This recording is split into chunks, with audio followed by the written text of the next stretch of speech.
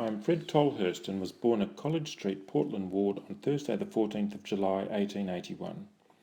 I am told that I was a very gregarious and enthusiastic young man, attempting many things in life, always ready to get up and go at any time. When I was 18, I rode a push bike with a mate from Adelaide to Perth across bush scrub, some 1,325 miles.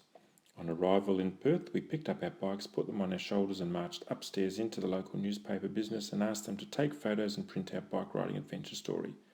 Apparently someone in Stirling still has the photos. We had many tyre punctures and overcame the problem by shooting kangaroos and wrapping the skins around the tyres. We returned to Adelaide by steamship. Soon after arriving home in Queenstown in approximately 1900, I decided to start a camel, bullock and horse transportation business, carting products, equipment and food for the railways and survey camps to inland South Australia and New South Wales, and generally up north. I transported to Maree, Oodnadatta, Alice Springs and many stations, Federal and Aringa, Possum Bore, Bitchera Wells, Blood Creek Bore and Ludgate Well. I have some of the photos indicating the products and methods I used to secure the loads. I had a great deal of outback experience both working and living and surviving. I also used to pick up stores and products from the port at Wilcannia and deliver them to the opal mining town of Whitecliffs and the surrounding stations. I then started carting to Broken Hill, but was offered a deal too good to refuse to sell my carting team. This encouraged me to take up mining in the Broken Hill mines. After several years, in about 1904, I became ill from the mining dust and was advised to go back to Adelaide. I was not expected to live long. Travelling back to Adelaide via the bus, I met Alan Hamilton, and we became very good friends. Alan Hamilton visited me at my Queenstown home, Lilac Cottage, and became close to my sister Catherine Tolhurst. At the same time, I visited the Hamiltons, and I became friendly with Alan's sister, Florence Mary Hamilton. Florence and I married in 1905. I then went farming at Murritt Bay, Ceduna in about 1907-1908, where Alan Hamilton was working on Charles Guy Tolhurst's farm, which had a 99-year lease. In those days, the government issued a 99-year lease to people who were prepared to make structural improvements to the land. If the leaseholder complied with that order, they were allowed to continue to occupy the lease. As well as farming, I was also carting gear with a bullock and camel team, again to Franklin Harbour and Cleve, to Fowler's Bay and Eucla, and all over the Eyre Peninsula. I stayed on the Eyre Peninsula till about 1911. I did a few jobs around the Queenstown Port Adelaide area, then decided to take up farming and trekked up to Peruna and Brown Wells, approximately 1911-1912. I once again took up a horse carting team to cart for the railway line as it was being developed to Peruna and on to Marybar and Renmark. When the railway finished, I took up a farm allotment in 1914. I worked hard and cleared the land and built a galvanised iron house and shed about 6 miles south of Peruna Township. I was lucky in that we had one of the few natural water wells. I kept a barrier of mallee scrub to protect the well from being filled in with drift sand. The extremely bad drought of 1914 caused a few farmers to walk off. Because of my horse and camel transportation experience, I was able to make ends meet by carting for the new railway line that was being developed along the South Australian-Victorian border, Maryborough to Yamba, etc. My wife Florence played the pump organ for the church service.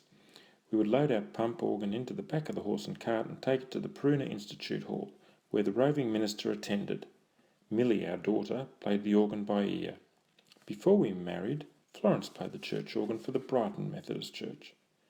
Millie attended the Peruna School from 1917 when the new institute was built, and also as the main Peruna school. Millie rode her horse Tommy to school, and if the horse wasn't ready some days, I would tell her that she could just stay home. Florence and I were on the school and institute committees, and we gave a £5 guarantee to help secure a loan to build the new institute.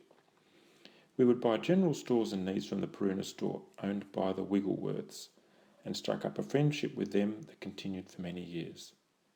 For major items, we would hitch up a Horton car or buggy and travel to Loxton or Berry if the river level allowed us to cross the Murray.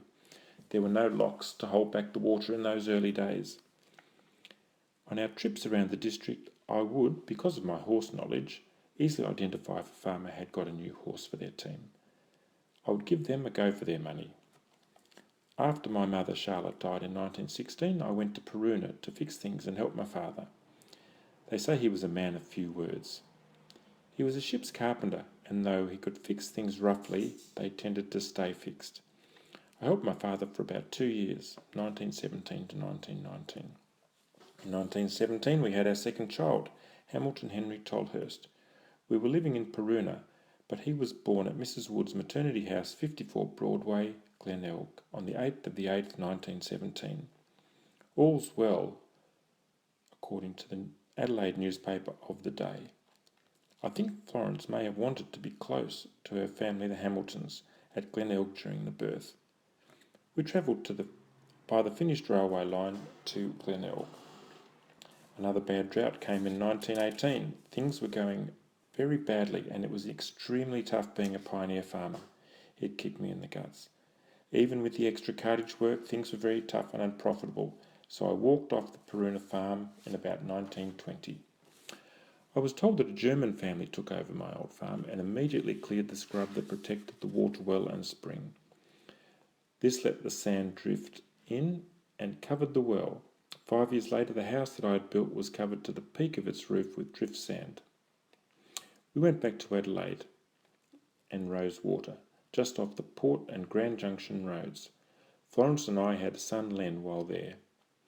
We then went to live in a condemned house with a small parcel of land alongside it in the Prince of Wales Hotel on Port Road. The hotel car park now occupies the land the house and the yard were once on at 221 High Street, Queenstown. The house had no bathroom. We used to boil water on the stove and have a general wash down, but we were used to that after roughing it for many years, bush farming and carting. The drainage toilet was in the backyard under a tree. I took with me a horse called Nipper, and when the old trams to which a horse was drawn went by, Nipper used to try and bump them. I became old and sickly, but managed to work on the port wharves as a labourer and as a night watchman for ships from about 1920 until my retirement in about 1946. I struck up a great friendship with Sidney A. Harrison, the undertaker, and I casually worked for Sidney with his undertaking business, and also got a few jobs at the Prince of Wales, washing dishes, pulling a few beers, and drinking some more. I never owned a wireless radio, so I used to go to the Harrisons to listen to my favourite radio serial of the time, Blue Hills. Every night, every Saturday night, my mates and I used to get a keg, play the banjo, play some cards and tell jokes. A genuine get-together, not a piss-up.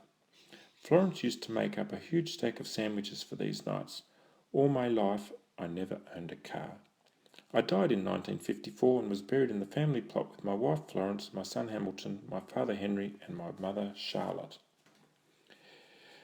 We had the misfortune to lose 4 of our children at very early ages. Hamilton at age 19, Reginald at 22 months, Doris at the age of 2 days, and Frederick George at the age of 20 days. The drought and depression caused problems for many families, including me and mine, though through no fault of our own.